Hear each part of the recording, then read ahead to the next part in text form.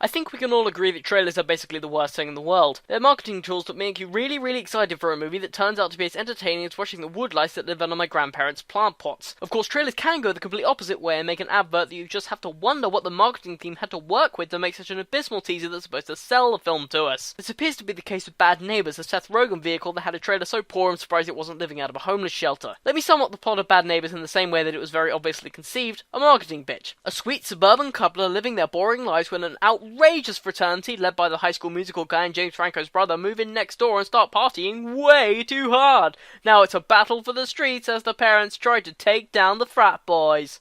Someone please stab me repeatedly. Comedy like horror is one of the best genres when you can get them right. It can really make for some great movies. However, again, like horror, comedy is one of the easiest genres to fuck up, which is why the majority of output from Hollywood is utter shite when it comes to either of those genres. Project X, 21 and Over, all the movies, and of course Emperor of Shit Mountain Movie 43. The problem comedy has is that laughter is one of the most subjective things in the world. This is where the comparison to fear comes in, as what makes one person scared makes another person laugh, and at the same time what makes one person laugh makes another person cringe in pain. I realise I've barely talked about Bad Neighbors, and that's because I like stringing my audience along, and now I'm going to drop the pretense and say Bad Neighbors is actually quite good. What Bad Neighbors gets right is that it obviously realises what a fucking stupid plot this is, and have just decided to run with it. It's a smart movie in the heavy disguise of a dumb one, and quite honestly it works pretty well.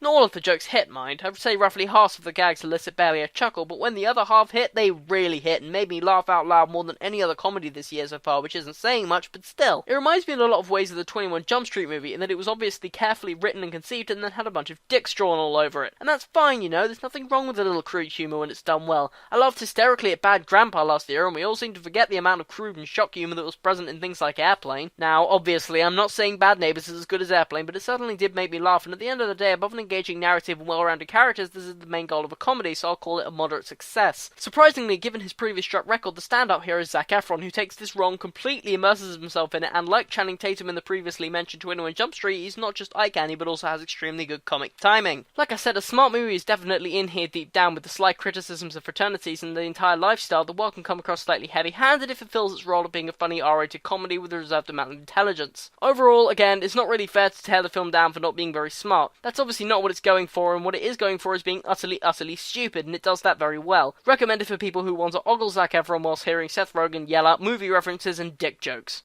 I swear it's better than I'm making it sound.